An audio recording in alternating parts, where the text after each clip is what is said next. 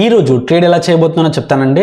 Already మనము live లో bank Nifty analysis and Nifty analysis అనేది చూసామండి. ఇక్కడ చూడండి, నేను ఇప్పుడు బ్యాంక్ నిఫ్టీ అనేది పెట్టాను. ఇక్కడ మార్కెట్ అనేది స్టార్ట్ కాబోతుంది. ఇక్కడ చూడండి, మార్కెట్ అనేది స్టార్ట్ అయిందండి. ఇక్కడ ఒక పెద్ద విక్ అనేది ఫామ్ అయింది. ఇక్కడ పైకి అనేది వెళ్ళాలి మార్కెట్, ఎందుకంటే నియర్ బై సెల్లర్స్ అనే వాళ్ళు ఇక్కడ ఉన్నారు కాబట్టి వెయిట్ చేద్దాం. వెయిట్ చేసి ఒక మంచి సెటప్ చూసి మనం ఎంట్రీ అనేది ప్లాన్ అనేది చేద్దాము.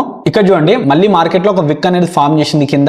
ఇక్కడ ఉన్న ఈ లెవెల్ వరకు వెయిట్ చేద్దాం. వెయిట్ చేసి ఒక మంచి సెటప్ చూసి మనం ఎంట్రీ అనేది ప్లాన్ అనేది చేద్దాము. ఇక్కడ చూడండి, నేను ఎంట్రీ అనేది ప్లాన్ అనేది చేస్తున్నాను. ఇక్కడ ఎందుకు చేస్తున్నాను అంటే డే లో కిందికి మార్కెట్ అనేది వచ్చింది, అలాగే ఈ లెవెల్ ని బ్రేక్ డౌన్ అనేది చేసింది. ఇక్కడ చాలా మంది సెల్లర్స్ అనే వాళ్ళు వచ్చుంటారు. ఇక్కడ పైన గిటంగా ఇక్కడ ఫస్ట్ క్యాండిల్ చూస్తే మీకు ఒక పెద్ద విక్ అనేది ఫామ్ అయింది. ఇక్కడ చాలా మంది సెల్లర్స్ అనే వాళ్ళు వచ్చుంటారు. ఈ సెల్లర్స్ నిన్నకే మార్కెట్ అనేది పైకి అనేది వెళ్ళాలి. ఆల్రెడీ నేను ఎంట్రీ అనేది ట్రిగర్ అనేది చేశాను.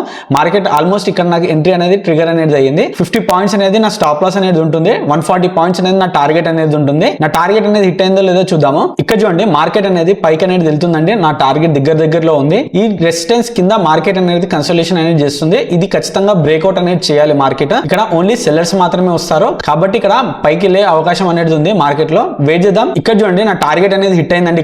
ఇక్కడ ఏం లేదండి, ఇక్కడ ఓన్లీ ఇంటర్డే లో సెల్లర్స్ అనే వాళ్ళు వచ్చారు.